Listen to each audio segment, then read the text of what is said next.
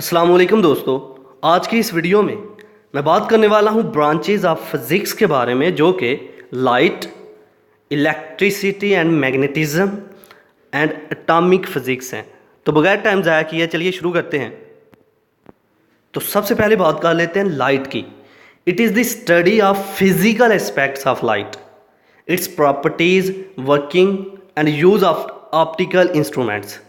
Light यानी कि optics में हम स्टडी करते हैं लाइट के बारे में, इसकी प्रॉपर्टीज़, इसकी वर्किंग, किस तरह से हम ऑप्टिकल इंस्ट्रूमेंट्स का यूज़ करते हैं, इसके बारे में जितनी भी हम स्टडी करते हैं वो है branch of physics light.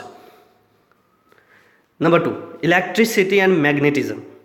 It is the study of the charges at rest and in motion.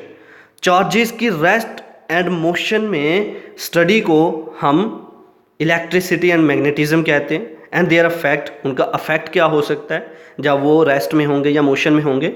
And their relationship with the magnetism, और मैग्नेटिज्म के साथ इनका रिलेशनशिप किस तरह से क्रिएट होगा, इसके बारे में स्टडी का नाम है electricity and magnetism. Atomic physics.